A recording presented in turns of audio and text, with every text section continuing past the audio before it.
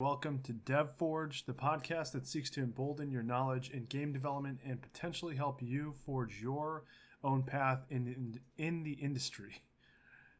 Path into the industry. I'm your host, Nick Callow, and I'm a freelance artist and TTRPG, for those who don't know, tabletop RPG designer based out of Chicago, Illinois. On Twitch, I go by the name LevelDead, and you can find me live most nights around 11:30 p.m. Central, working on art or diving into some of my favorite games. I'm currently working on a tabletop role-playing game entitled Might of the Mountain, and I hope to share updates with you as I continue development. Before we start, I have to let you know the following. Kristen will hate me for this, and she will always hate me for this. This podcast is filmed in front of a live studio audience of zombies, ghouls, goblins, ogres, and confused humans that have taken a wrong turn while heading to the bathroom, which was for sure down the other hallway. We hope you enjoy the show. Half expected her to give you a middle finger. She can't hear me probably because... I can hear you. Oh, she can hear me.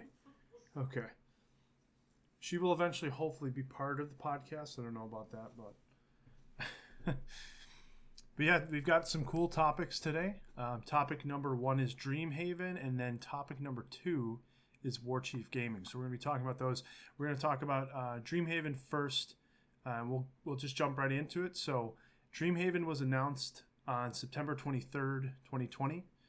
The former CEO and co-founder of Blizzard Entertainment, Mike Morhaime, established their first two development studios, Moonshot and Secret Door.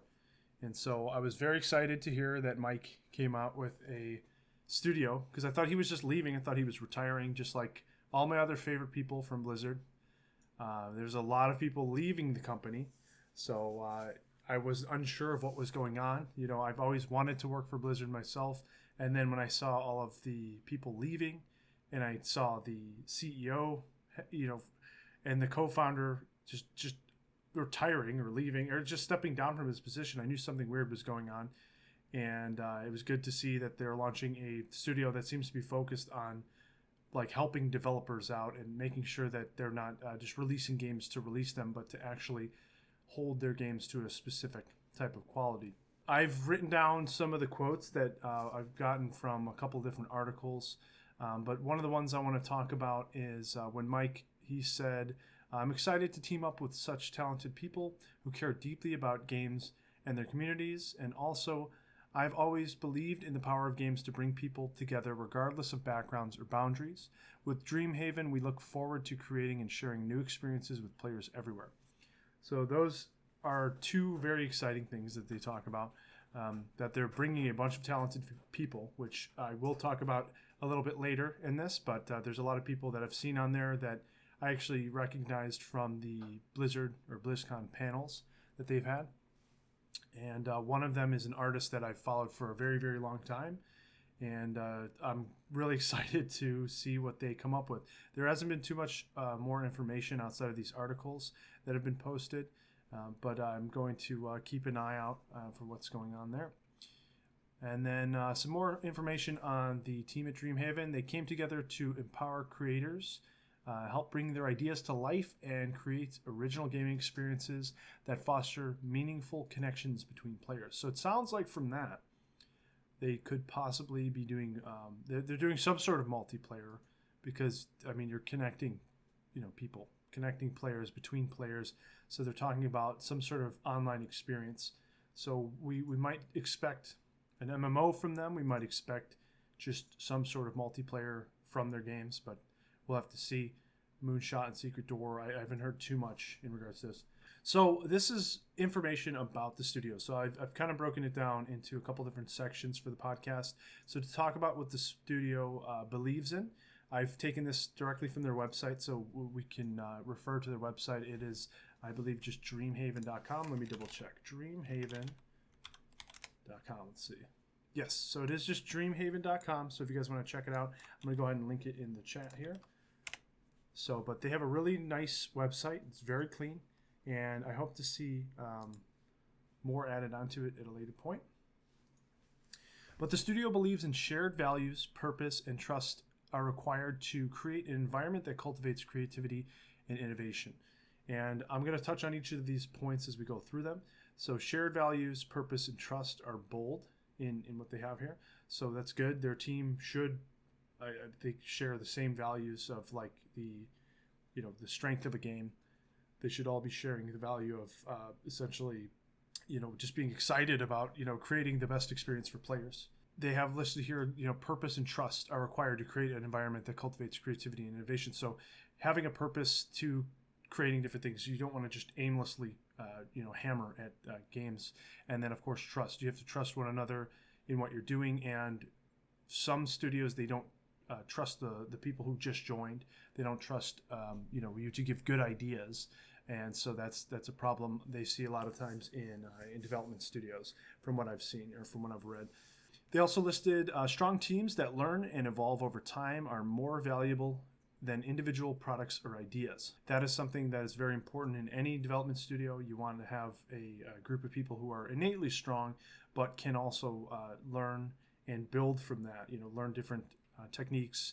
And, they may not necessarily be the greatest to begin with, but they can still build a strong team, because in order to have a strong team, you have to have diversity in knowledge, and you can learn from one another. And that's always a way to, create a sense of strength, amongst a group, and then innately you're going to evolve over time.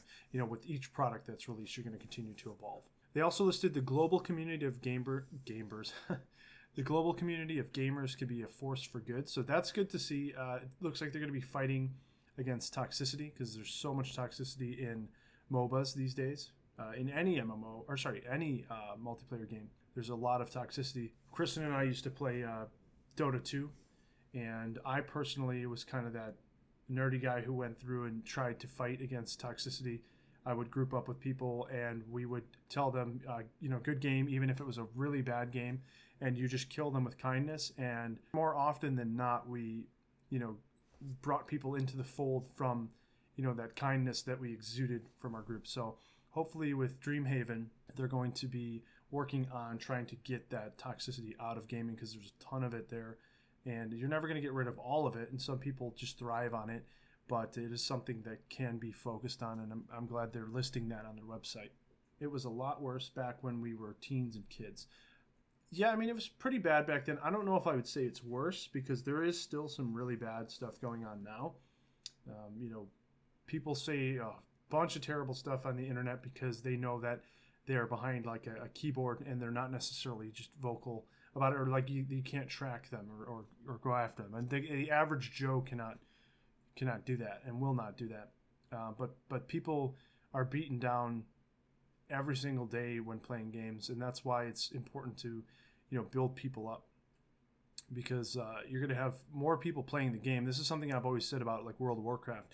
If you go into World of Warcraft and you run a dungeon with somebody, or you run a raid with somebody who is brand new to the game, because there are new people that come in all the time, you can't just beat them down and tell them they're horrible at playing their class, they're horrible at running this dungeon because they don't know what they're doing, and things like that. Rather than saying all of that stuff, ask them, are you brand new to the game? Are you just joining? Do you have friends that play, and is that why you may not know this? Let's teach that person. Instead of attacking them and berating them, teach them about the game. And then if they don't want to learn from there, I still wouldn't beat them down, but just don't put forth too much time into them then at that point.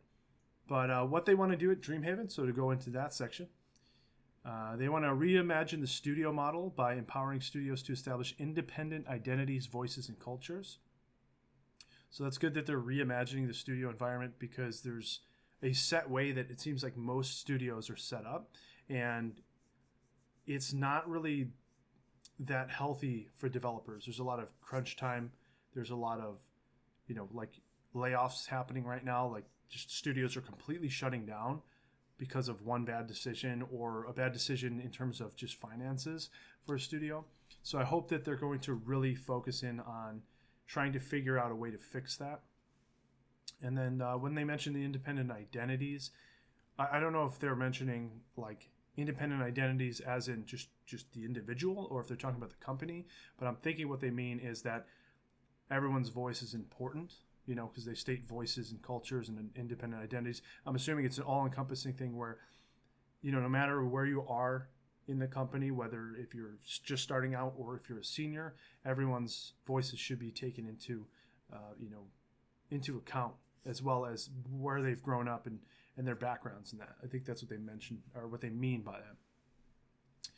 And then they mentioned they want to create vibrant worlds that reflect our values. So, I mean, the mention of vibrant worlds just makes me think of stylization. So I'm hoping that they're going to be pushing the boundaries when it comes to stylized games, and maybe not necessarily super realistic. They may have a mixture of stylized and realistic, but I think that from vibrant worlds, you know, it's a pretty vague mentioning, but from the art that I see on their website, as well as this word vibrant, I think of hand painted and very stylized, but we'll see. And they want to reflect their values. So, I mean, overall, they want to, again, just have an all-around good time in these games. They want to take the chances that most big publishers won't, and many smaller studios aren't always able to. So Mike Morhaime is the, I think, sole investor right now, or not investor, but he's basically putting in his own money into the studio to start it up and to get the first couple games running. And then from there, I don't know what they're going to do, but I'm assuming he wants to keep his rights to this versus selling Blizzard to Activision. But at that time, they were so new to everything that I can understand why they did that. They worked under a couple other names before. If you guys look at the Blizzard retrospectives video, it goes into all of that. But yeah, so that's good to see that they're going to try to take some chances. They're going to hopefully make some exciting games. So hopefully they focus on gameplay first and make them fun, because there are some games that have come out recently that seemed like they were going to be amazing. Like, they look really good, but their gameplay values and that are like the idea of what makes a fun game seems to be completely missing. And you want something that you can go in, day out, and just you think about it when you leave. Like World of Warcraft, for example. I always use that as an example because it's one of the most addicting games out there. But just mining a mining node, or or picking an herb, you think about it later. You're like, wow, that was fun that I picked that one herb and I got a green item from it, or I was mining that node and I got a blue item from it. New World gave me that vibe a little bit too, just from the day that I got to play it. I didn't really get that much of the preview, but New World looks amazing.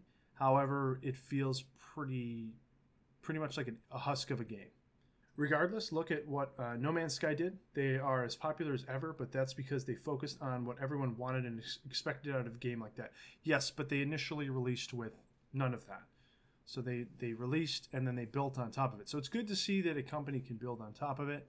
Just like with Bethesda, they've released some amazing games, but I know everyone gave them a hard time on Fallout 76. But they have been on top of the ball at fixing all of the issues that they've had, or most of the issues that they have. I shouldn't say all of the issues. There's still people that are going to complain about it, but it's good to see companies owning up to it and eventually fixing the flaws that they have. That is something that Metzen talks about a little bit in their Warchief Gaming announcement, or sorry, in an interview that he had with a group. He mentions a little bit about bigger studios and how they're able to they have a lot more ground to cover, and it's easier to kind of wrangle things in with a smaller group and control things. A lot of games come out in alpha stage and they never finish them. People release them in a cash grab to kind of get a lot of that stuff, and then either their development team isn't strong enough to complete it, or they just take the money and kind of just keep it off to the side and hope that no one's really going to complain about it. But there are a ton of those on Steam for sure. Something else they mentioned, they want to provide a safe space where developers, creators, and players can connect in meaningful ways. So that's a really important portion of the website, is that they're trying to provide a safe place. So hopefully that means an area where hopefully they don't lay off tons and tons of people. Hopefully they build with just enough people that they need, and they don't really kind of get too big for their britches, so to speak, and just hire people that are just going to drain their bank account. But it's good that they're looking to create a better place for developers and creators and the players as well to connect. So that's cool. They state that they would like to create games that we would be proud to share with our children and the world. So the only thing I'm thinking is, if they're trying to share it with their children, hopefully that doesn't mean, because if you think about it, Doom Eternal, do you want to share that with your children? I wouldn't mind it, but the Karens of the world may not want to share that with the children. So hopefully that doesn't mean that they're going to be creating kids educational games. But I think I know what they're saying from that. I'm just mentioning, I'm interested to see the difference between Moonshot and Secret Door and what they're going to be working on individually, you know. But another thing I want to mention is the Dream Team over at DreamHaven. So, or what I consider the Dream Team. There's a ton of people that are on the team that have endless amounts of experience. There's people that have worked on D&D. There's people that have worked at Blizzard. Majority of the people have worked at Blizzard.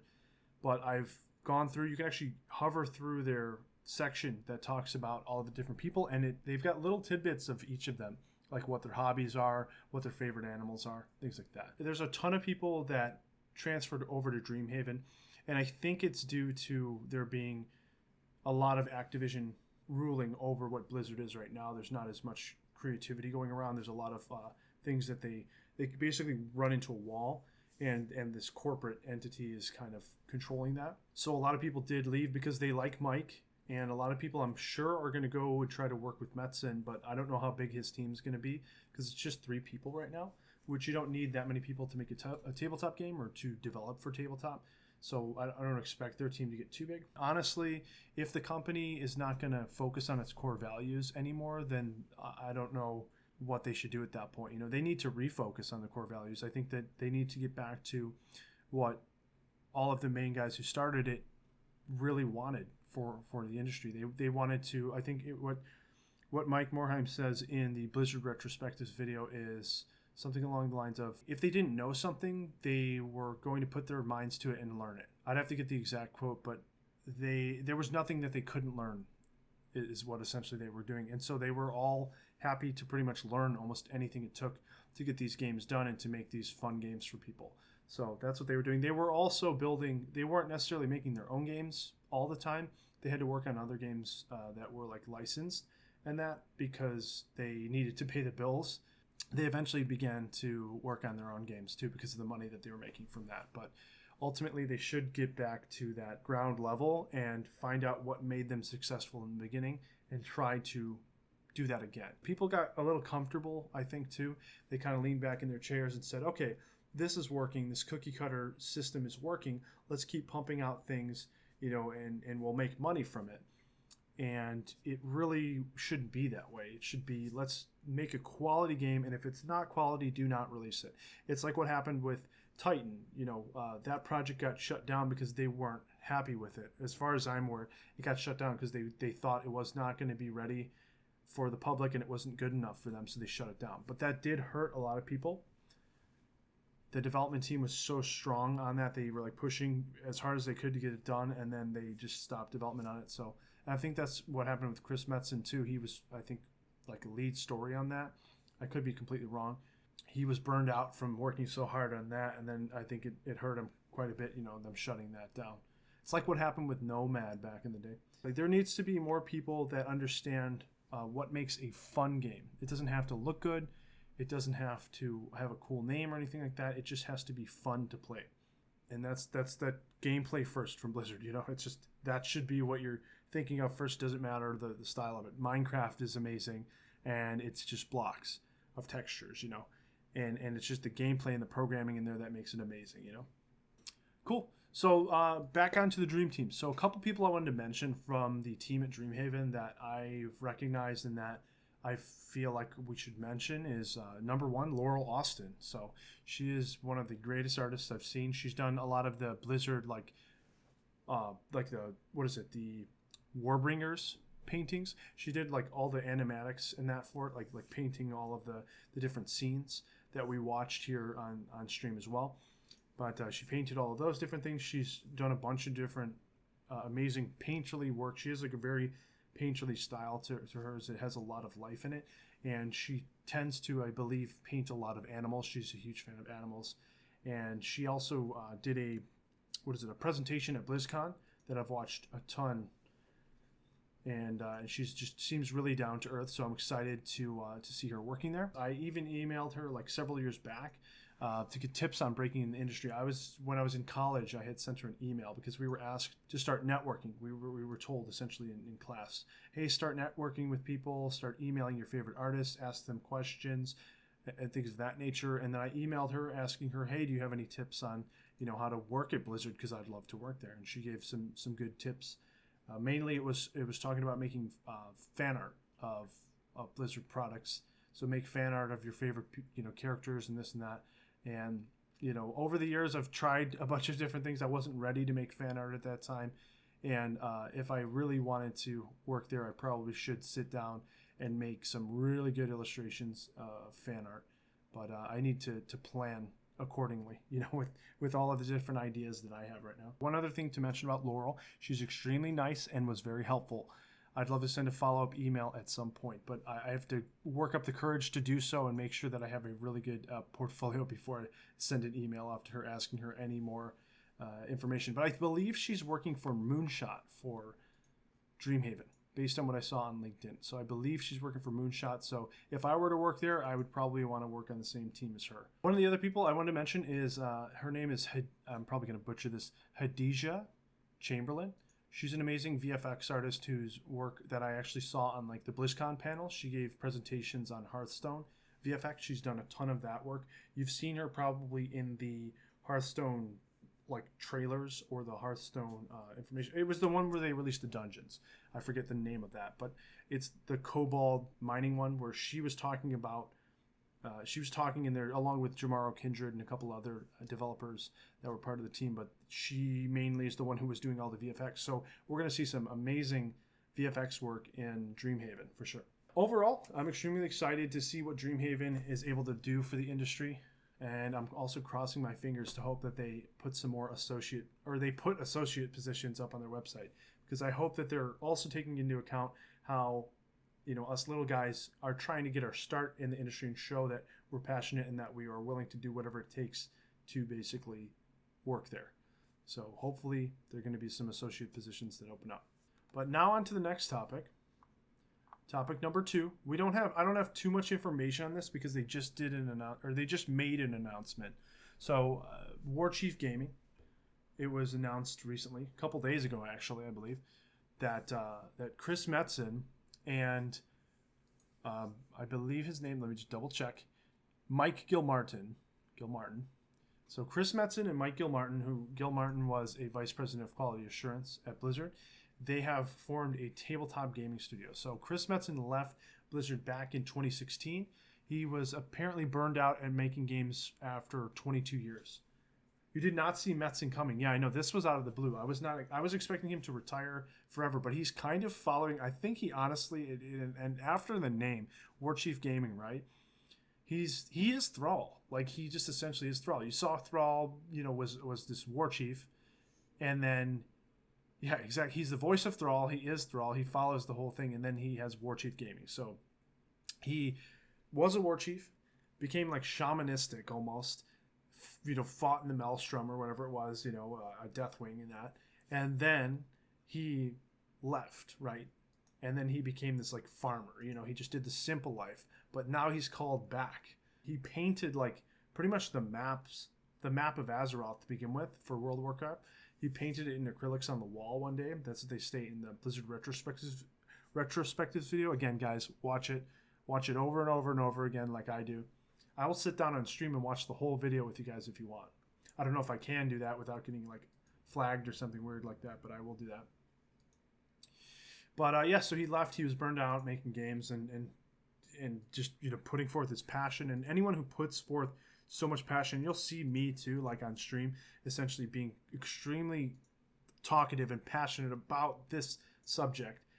But then I draw back, or if I don't get like a reciprocated response or something, you can shut down really easily. And I think that's what happened maybe to him. He was putting forth all his effort and it wasn't necessarily in his control anymore, and then just that fire kind of dies out. But he stated in the video and also in his interview, so this is some information from an interview and also some information from the video that came out.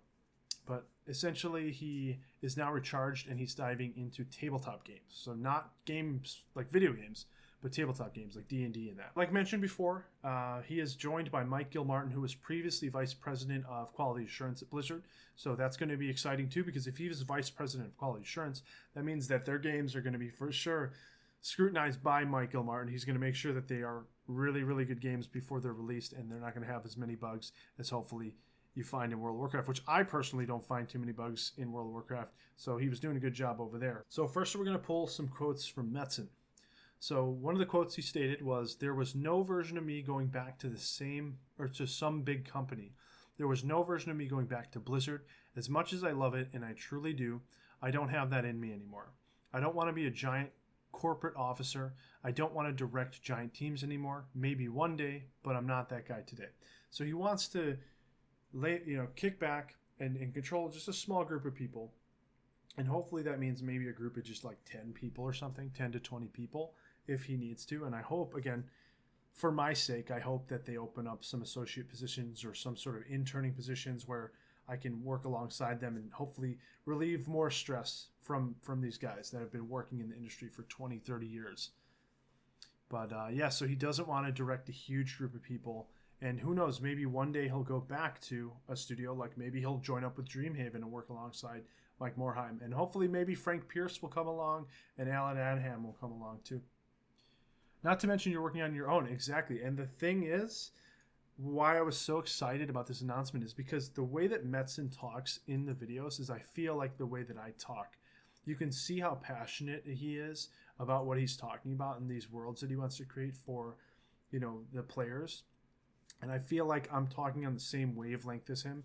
And if I was able to sit down and talk with him one-on-one, we'd probably share a lot of the same values for games. So that's why I'm excited about it. And I really hope, and it's also tabletop gaming.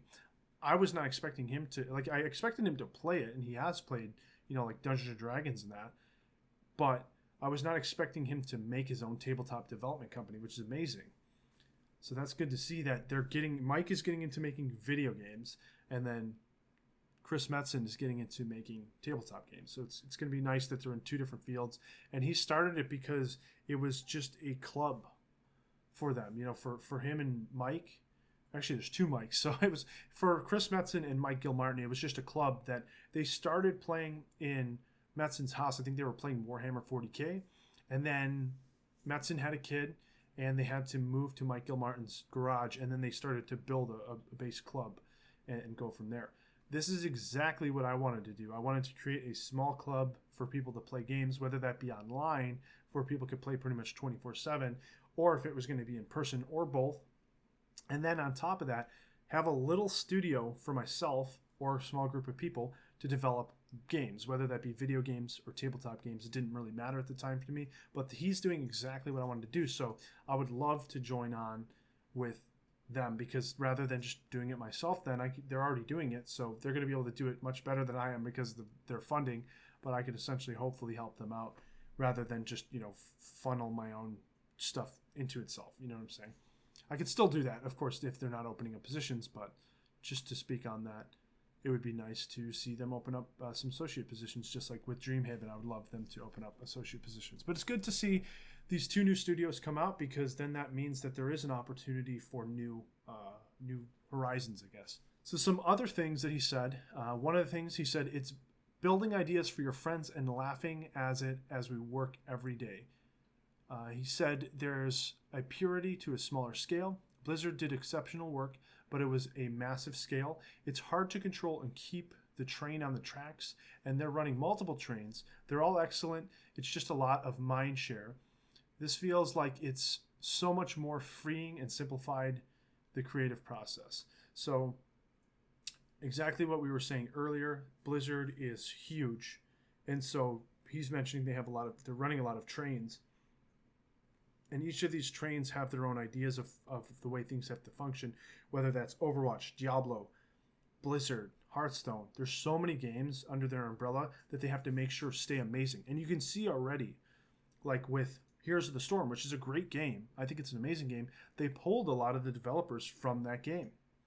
It simplified MOBAs. You can dive into it. Anyone can dive into it and pretty much learn how to play it. Whereas Dota 2 or League of Legends, there's a learning curve, a pretty big learning curve.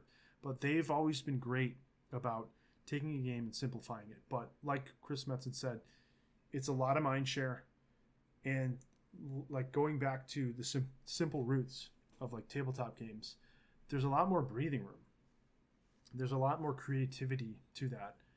And everything starts on paper, whether that's a video game or whether that's a movie, you start it on paper first. So with tabletop games, it simplifies that whole process. Instead of putting it into a game engine, it's all on paper. You can think about it, you can roll some dice, and then just talk about it. Let's fix these different things, and let's just scratch it out on the paper and write a new rule and test that rule. Rather than let's input a bunch of 1,000 different scripts and we have to fix these different things. You can just scratch it out and start over. There's only 2 quotes I have from Mike Gilmartin, but he stated early on when Chris and I started really jamming about this, we decided that we wanted to control as much of our destiny as possible. So speaking on that, rather than having like Activision control their destiny, like where they were going to go in life, like, okay, we're going to make, the next World of Warcraft 2, we're going to make, World of Warcraft 3, World of Warcraft 4. Rather than having that company dictate it, they want to make their own worlds, and they want to make their own games that they can make the rulings on. Like, oh, I just want to make this game because it's freaking cool. It's fun. I want to make a space game. I want to make a game about 2 people slapping each other with a fish, whatever they want to do, just because it's their destiny. Whether it fails or not, like, at least they controlled it. And that's definitely a very freeing comment. Not the whole slapping each other with 2 fish, but you know what I'm saying. The other quote that I pulled out is he has listed here. That was one thing we talked about. What would happen if we were to go out and get some funding? One reason we're doing things the way we're doing them is because it's smaller and more scalable.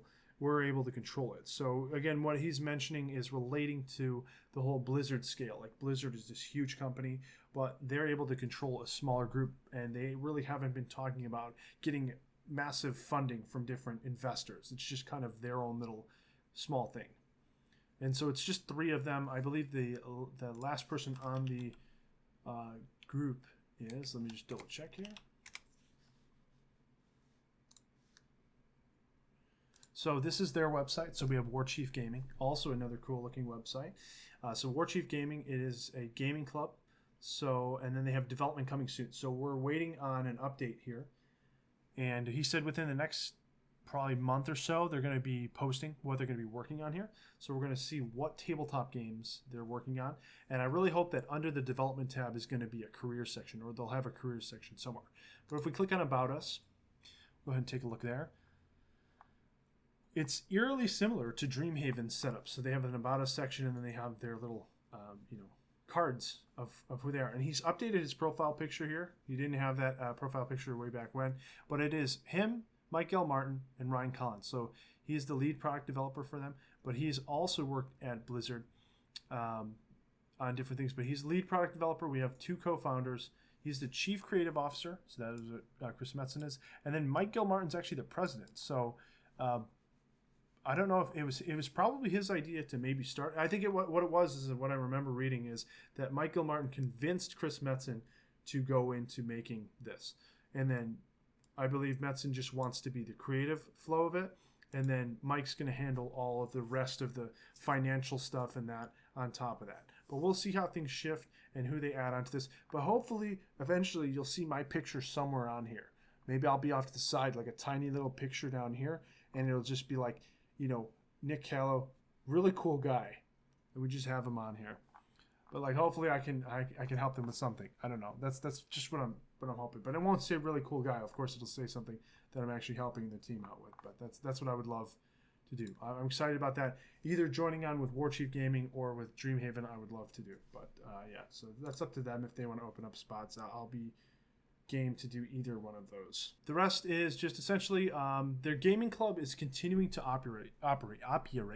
So their gaming club continues to operate. However, Warchief Gaming is moving on to serious development work, is what they stated. Hopefully this means that we will be seeing more added to the careers page as a reiteration of what I was stating before.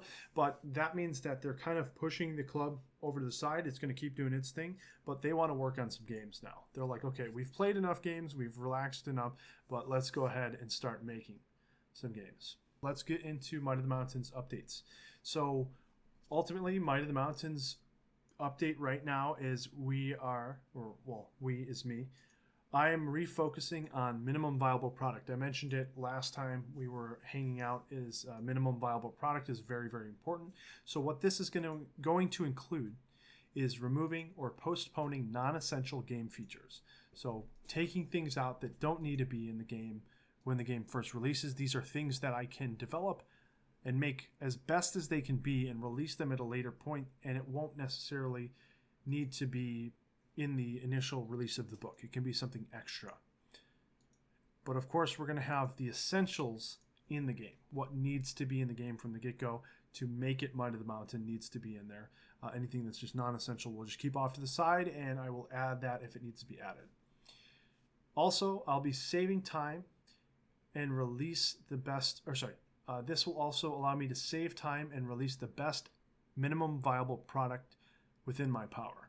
So saving time is important to me because if I save time, this will allow me to take a step forward in my game design portfolio, because if I can finish Might of the Mountain sooner than later, that can just be put onto my website and will allow me to apply at studios for game development positions, just game design positions in general. One of the things we also did for Might of the Mountain is I removed the affinity list. This is something that I mentioned on the Discord for the game itself. It really didn't add anything to the beginning of the game, so there was no need to have it. I think that there should be an innate feel when you're starting the game to just kind of go towards what you want to go towards. If you want to pick up a two-handed axe and start using that, feel free to find one or make one.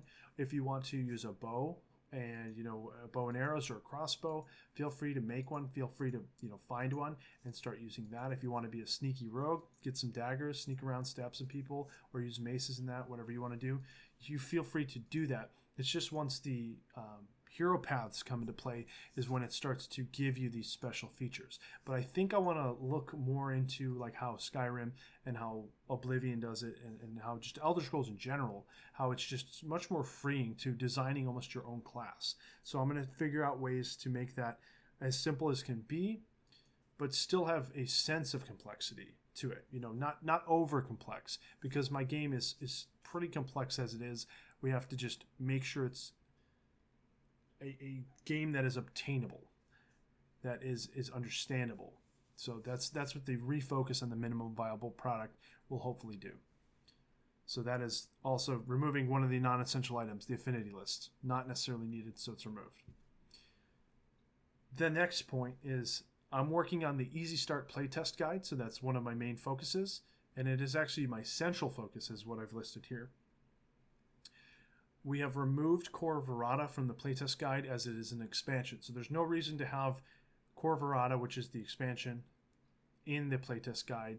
We're going to keep that as an expansion itself. The core rules are going to be the only thing that is in the Easy Start playtest guide. And then any expansion after that is going to take from the core rules. It's going to see the core rules and say, okay, this is what the game is based off of. These are just the additions to the game. I've recently began work on a weapons list and weapon randomization table, which also includes like rules on enchantments on the weapons and augments on the weapons. Next up is work on the armor lists. So that's going to be a similar process. So once we have weapons and armor, you'll be able to dive in and start equipping those. Those will be random items. Those don't include recipe generated or created armor and weapons. Those will be things that will be added into the blacksmithing profession or related fields.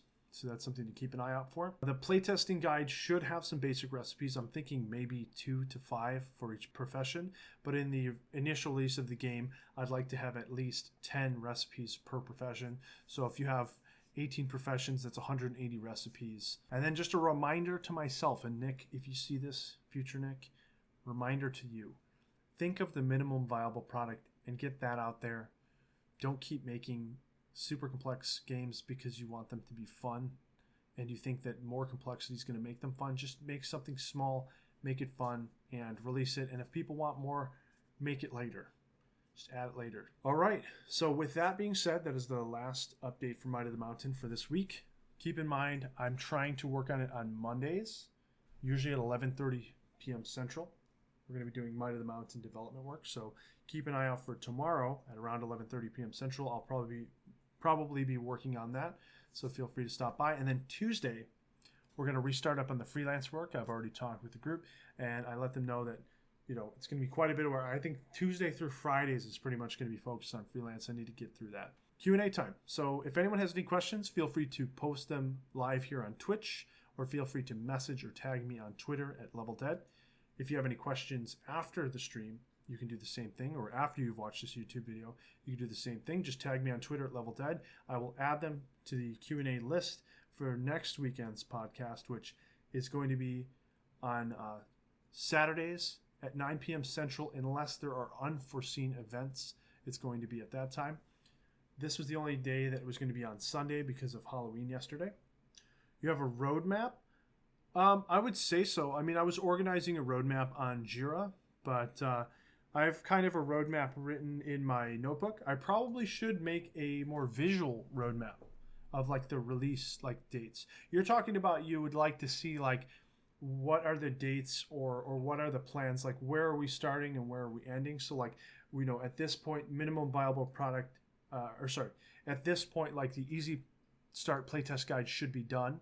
At this point, Might of the Mountain should be released, things like that. Development stages. Yeah, I mean, I have kind of a general idea of development stages, and like I could definitely put that more in a visual aspect. I maybe can organize it maybe in like Photoshop and then post it to the Might of the Mountain Discord if you guys are part of that. That would probably help me as well as it would help you guys. Question, when do I get interviewed? Interviewed for what? What would you like? Oh, you know what? Yeah, sorry, my bad. So Arby is making a great game. I saw it. I mean, I think he's still working on that, or maybe he made 50 more games. Well, I'd love to have Arby on here. I think that it would probably be a good idea to get you guys on to talk. I know that I want to talk with Arby. I want to talk with Sins of Steam. I want to talk with Vexbane. You've made at least 20,000 games, exactly. So that'd be cool to talk about. Yeah, maybe, reach out to me on Discord, and then we can, maybe we can talk about, I'm thinking the way we're going to do it is we are going to have you on the show. I'm going to introduce the show and that, and then we'll talk about a topic that we want to talk about, like something we find interesting in terms of game development. And then we'll go into talking about your game, what you're working on, any questions that I may have about the game. Then we'll go and we'll have you talk to us about it. We'll do some back and forth, and then we'll open up Q&A for the entire group, and they can ask about your game and that. I think it'd be cool. I'm going to stare you guys down, stare you in the eyes.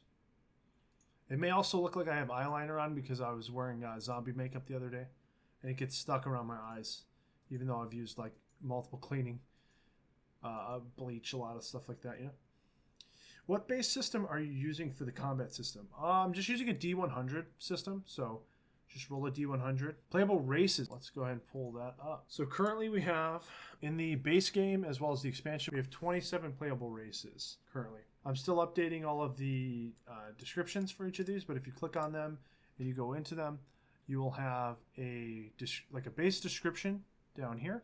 Then you'll have 2 racial passives that they get. So we have 27 races. And hopefully they will be pretty balanced. I don't want to make it where they are super powerful. So we're keeping it kind of muted in terms of what the racial passives are. If you guys are watching this on YouTube, please, if you like this video, I know everyone asks for it, if you can hit the like button, I'd appreciate it.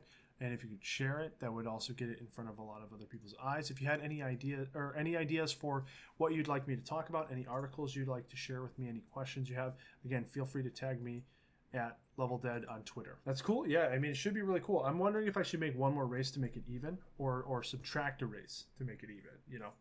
Take away a little bit. We don't need that many races, 27 different races, but that was one of the major things that people liked about the game is there's a lot of options at the beginning of the game to customize and have different mixtures of what you'd like to do. And then also we've talked about it and have decided in the final game you will be able to pick 2 professions, so that way you can combine the efforts of using both of those to make some fun and wacky combinations, like we were talking about becoming a gem crafter and a leather worker to make cool bedazzled saddles for your mounts that you want to ride. Or we've talked about mixing an enchanter and a cook, and you get to make these cool enchanted stews that turn you invisible or allow you to fly. We'll see, but it's going to be up to the players a lot about what those combinations will entail. We'll have some baseline recipes that will hopefully inspire you guys to make some cool combinations and maybe even make your own recipes. And that's why I want to hopefully make the living recipe book if we can do that, that'd be cool. And if you guys have heard me probably talk about it a million times, but it's essentially a Google spreadsheet that people can input the recipes they've used and a little tidbit of the information of what their game was like. And then we can even have a separate section for the developers that look at the recipes, and then they can clean up what those people stated and organize it into like an actual living recipe book to where it's easy to read, and they're formatted. Still having a big crafting focus? Yes. So there's a pretty big focus on crafting items. I want it to be more so you find items throughout the world, you craft items, and in order to get the stronger things to use, you have to craft them. That's what I would like. However, there are still going to be artifacts in the world that you find. So if you don't want your game focused on crafting fully, you don't have to. It's going to be in there.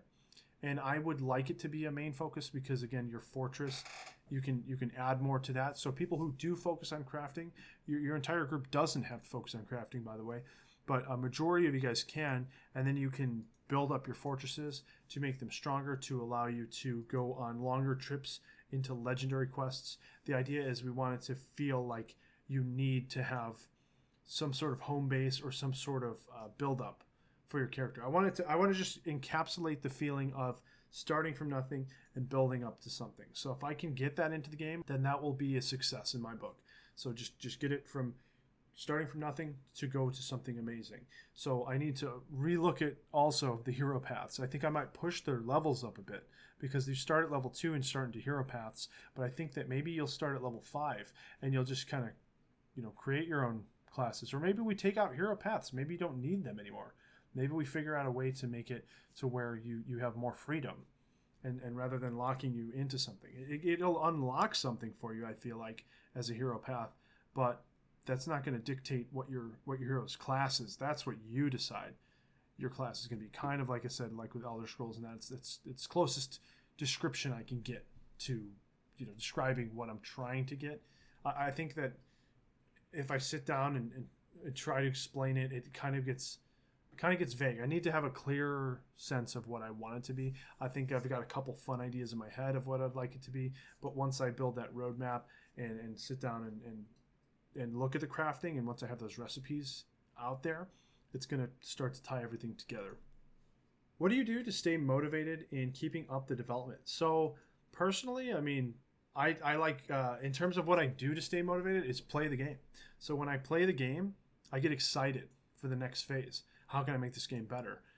Were people having fun? Seeing people having fun with it, it makes me excited for the development. So, and hearing people talk about it and ask questions about it gets me excited for development. So as long as there's some sort of motion going on, whether that's playing a game and seeing someone excited and wanting it to move forward, makes me excited to move it forward. So that's the major thing that I do, is to keep motivated for that, as well as talk with other people who are making their own games, like you guys, talking with you and seeing, are you making a game, and how much fun are you having making that game, and how do your players react when they play, and what are they looking for? Hearing those things excite me about game development in general, and then tie back to my projects, which right now my main project is Might of the Mountain, but I've got a couple things under wraps of what I'm also going to be working on after that are going to be smaller, more digestible games, not as big and luxurious as Might of the Mountain, Yeah, that's the major thing. That was a good question. Really good question. Do you believe that development will become more difficult as you continue? That is a good question. I do believe it will become more difficult. The only reason I state that is because of the fact that I will be implementing spells, recipes, and crafting with a focus on testing for higher levels. So as you get to a higher level, the complexity innately should become more complex over time.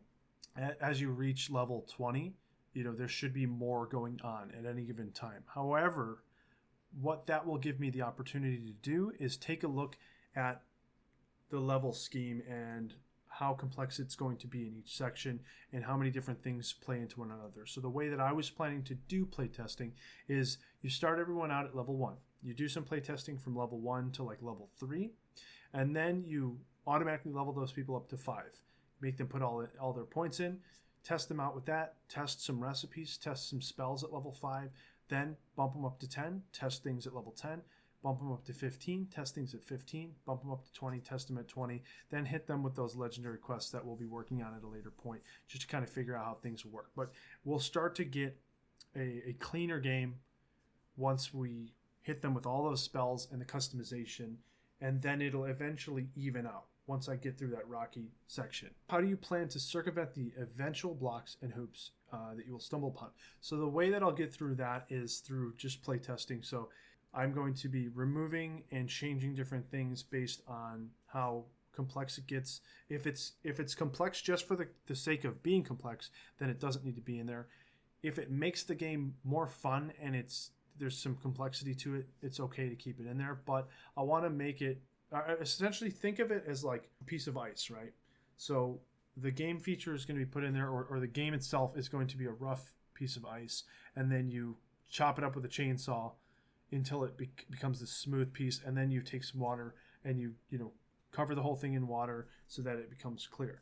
So the path is going to kind of be foggy in the beginning as you're adding different things to it. As you're chopping it, you're not going to necessarily know what it's going to be in the end.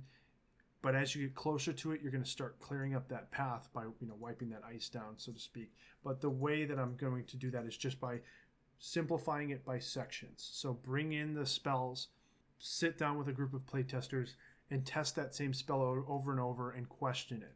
And test this spell over and over and question it until I get to a point where I feel comfortable with spellcasters fighting melee people and melee people fighting spellcasters.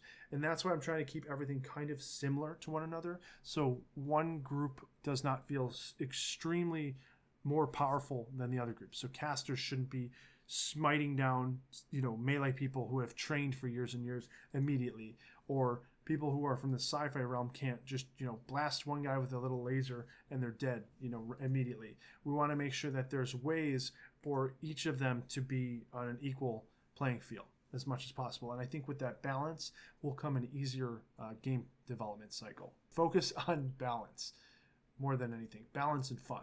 If things are not fully balanced, I'm okay with that. That's perfectly fine. Get an initial game out, an initial version. Have the players who want to break the game down, break it down, and let's fix it through future versions. I want to be able to support this for years to come if possible. Break the game down. I'm going to have my groups of playtesters that'll do that until the game gets released, because I want to make sure that it's as strong as can be. But there's going to be people that know games way better than I do and way better than my playtest groups do, and they'll be able to help me fix the game in years to come. There's a very real common situation that occurs too with the actual writing of content or content in general, where once you get to 70%, you start to feel great fatigue, or that you'll never complete it. What do we do, and what are your ideas to circumvent the book never getting finished if you don't sit down and write it? In terms of so you're saying if you were in my shoes, right? So essentially, if you are a developer and you get to that 70% section and you feel your great fatigue and you're not going to follow through with it, essentially, I would say, take a step back, take a breather, listen to some music, look at other games, get re-inspired, talk to people who have playtested your game, get a group of playtesters who are willing to follow you through development and give you honest opinions on the work. Don't just say that you're great all the time. But when you reach that 70% marker, look at Kickstarters, look at successful Kickstarters, look at people who have made books and that have come out, and then go and maybe even go to a tabletop shop and hold those books in your hands and say, we're almost there, we can make this a reality. For me, at least, my stuff is going to be organized in a spreadsheet like I have here. I have Google spreadsheets and Google Documents. The idea is to basically write the book. The book for me has been written already. I already have a playable version of the game. It's just right now, I wanted a cleaner version of it. So I'm organizing and making a cleaner version that can then be built upon, and I can put artwork on it and all of that stuff. So the game is playable. The game is fun right now. It's just we want more to it. And we want more in the way of spells and more in the way of crafting and more in the way of fortresses. So that's what we're focusing on right now, or what I'm focusing on right now, is just bringing that to the table, building a game that I felt, I wanted to play, and then just making it fun, and then just putting some cool artwork in it, and that just keeping it lively through the whole thing. It's not bogging down and saying this is a business product. This is just fun. That's all it is to begin with, and then it has a side of business as well. Make something fun first. So that's the idea. That's how I would get past it 70%. Is there any plan to increase the size of the development team and stepping back eventually? If possible, yes. I mean, the idea for me is, I have talked about this on my stream as well, is I want to get to a point, whether I'm part of a game development team or whether I'm running my own, I want to be able to delegate tasks. I want to be able to oversee different projects that are going on, and then have a slight hand in development as well. Whether I'm writing story for it or whether I am just designing some of the features for it. I want to still have a hand in there, but I also would love to be able to put some trust in other people. It's just sometimes it's hard to put trust in other people if you don't know them personally. Because I'm going to be starting an LLC. The idea is start the LLC with just myself. If I get to a point where I can get enough revenue coming in from the games that I make or from Patreon mixed together with it, because again, the idea is to make free games after this, several small free games, to then hopefully get a backing on Patreon to tie that all together and keep that going on stream and on YouTube and on the Patreon for the game development stuff. Maybe we'll build up to a point where I can hire on a couple of people, have some employees that maybe I'm not doing the artwork all the time, maybe I'm just doing some of the design work. I'm definitely going to need an editor. If I do video games, I'm going to need a programmer, an animator, maybe a technical artist. But I have those ideas out there, and I would love to do that kind of work. But yeah, and as of right now, it's not in the books. It's going to be if funding comes in. What will you do if you get into a position where your system is play tested and the overwhelming response is that your main system needs to be overhauled? Then I overhaul it. That's the idea, is that my game, if it's not working, if it's not fun, it needs to be overhauled. The thing is, I've overhauled the system only... It hasn't had a major overhaul. It's had minor overhauls to make it more fun. And the overhauls mainly include removing stuff from the game because there was too much added in the beginning. But yeah, if the overwhelming response is, hey, this game is too bogged down, hey, this game doesn't need crafting, hey, this game doesn't need fortresses, hey, this game doesn't need this, or hey, the fortresses aren't working, or hey, the crafting, it has too many recipes or too little recipes, or there's too many professions, too many races. Those things, I don't mind pulling ideas out of there. We don't need an expansion pack. It's just something that I initially had written about early on. We don't need that many races, and they come with the expansion pack too. But those ideas are there just to show that I'm passionate about this, and that I would love to release the game initially with the idea that, hey, look, an expansion is done, and it's ready to be made into a book as well. It's just if the people want it. That's why our stretch goal would be that. If our stretch goal gets reached, then cool. I've already got the stuff in the back here. Let's just throw it into a book. I've got the artwork for it and that. But I'm not actually 100% sure how I want to go about the Kickstarter just yet. I would love, my hope would be that I would have enough time and enough effort to essentially make the main book, the core rules book, do all the artwork for it, do all the design work and layout, and then have that book essentially ready to be printed. Print a version of it, take nice photos of it and that, and then say, okay, this is the book that's going to go to Kickstarter. And then I would also love to be able to do the same thing for Core Verata, the sci-fi version of the book. Do all the artwork for it, do all the design work for what needs to be in the book, what added features come with it, and then either make it into a small paperback that comes along with the main book, or it becomes a secondary hard book if it has enough that needs to go into that. And then boom, we've got those two books ready to go, and we just kind of flick a light switch on when the stretch goal is hit for the sending of the sci-fi books. But yeah, so I mean, overall, if anything needs to be overhauled, we overhaul it. We get the best game out there that we can get out there. Definitely really good questions, Arby. Thank you so much for submitting those. What are your plans for social media presence? Most Kickstarters are financed through friends and family or products that have a huge following. What I've thought about for Might of the Mountain is I need to make a landing page which will host all of that information. So I have a Discord devoted to Might of the Mountain, and I have a Twitter devoted to myself, but also I'm the sole developer of Might of the Mountain, so that's going to be used for promotion of that. And I'm going to create a MailChimp account for an email newsletter that will go out there. And then I have my Patreon that is going to also be another social media aspect of all of my game development releases and all of my game development news. And I will hopefully be doing videos like this talking about it on Twitch. So hopefully I can get a little bit of reach there, asking people to share information, things like that, just networking as much as possible. But yeah, I mean, in terms of the finance through friends and family section there, I've heard from podcasts that have talked about Kickstarters is that majority of your backers come from your email backers list or your email list that you create through your landing page. So I need to get the landing page up as soon as I can to start building that email list. And then as I develop the game, we send out like different newsletters. And then before launch, we need to send out a launch email. And on launch, we need to send out a launch email. And then there's a way in MailChimp to actually see, okay, so we've sent out to our entire mail list and these many people opened it. Then there's a way to say, okay, for the people that didn't open it, let's resend it to those guys. And then you'll see about half of those people will open it from there. So that's a way to go about it. But as far as I'm aware from the podcasts that I've listened to, they talk about a lot about that portion of it. So it sounds like it's very important to Kickstarters, which is surprising because I didn't think that. But it sounds like every person that's talked on the podcast for like Board Game Design Lab, they have talked about how important that mail list is. Are you going to send books out to critics, etc.? If I can, I would love to.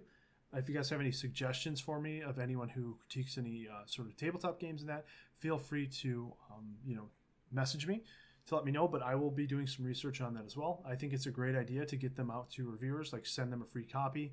Even I can send them a little bit of artwork too, like do a little piece of artwork to thank them for even taking the time to take a look at the game.